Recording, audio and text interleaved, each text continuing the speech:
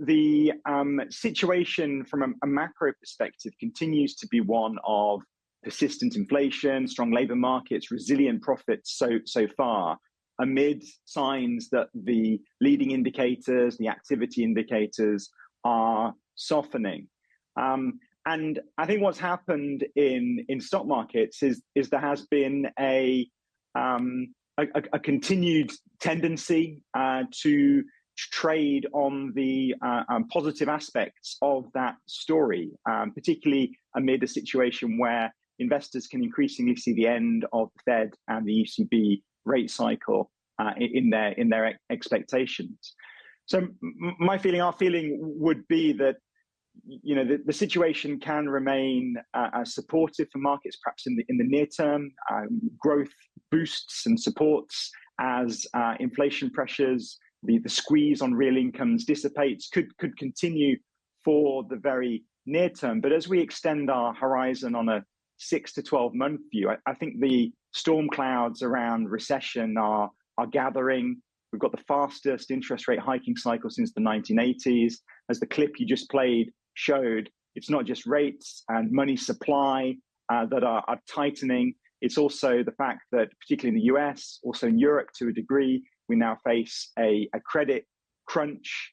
And that combination of factors seems to point to a recession slowdown story for US and the European economy in the second half of the year. I don't think that's fully priced by the market. As you allude to, equities, credits continue to trade a more positive story. So I think appropriate to be a bit defensive in investment strategies on a 6 to 12 month view from here. Joe, I don't want to be too negative, and you've pointed to emerging markets as one area of positivity here. But I think you and I are probably both old enough to remember that the 90s was a very turbulent period for emerging on the back of interest rate hikes in the United States and a strengthening dollar. Why is Asia less likely to experience those kind of wobbles this time round?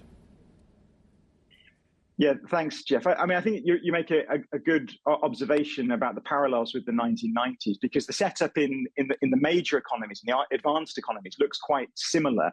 Rapid pace of hiking, and the recession profile could be quite similar to the early 1990s recession. An average-looking recession for 2 or 3 quarters is probably a reasonable baseline expectation. As you say, emerging markets, Asia, tends to be more cyclical as an asset class historically. A deteriorating global trade environment, a deteriorating environment in the advanced economies in US and Europe doesn't augur particularly well on that basis.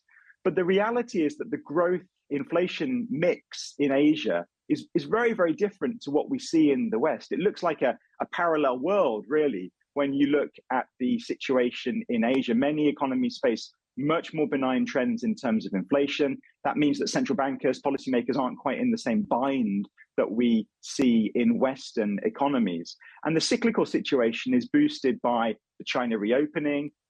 Even in Japan, that will be one of the only advanced economies this year not facing recession situation. Growth dynamics in India look a lot better as well. So I think that it's that combination really of a better growth inflation mix, which takes you to a more comfortable assessment in terms of the earnings profile over the course of the next 6 to 18 months.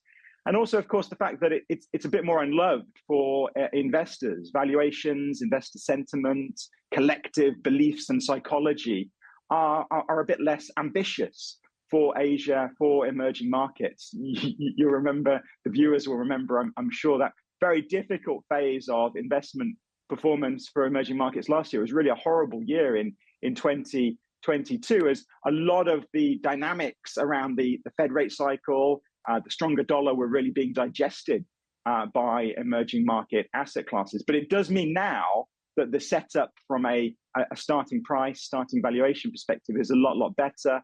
And it's that combination really of weaker sentiment and a better profile for growth inflation, which indicates that the earnings dynamics can be a lot more supportive for the region.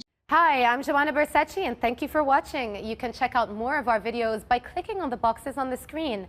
And don't forget to subscribe to our channel for more from CNBC International. Thank you for watching.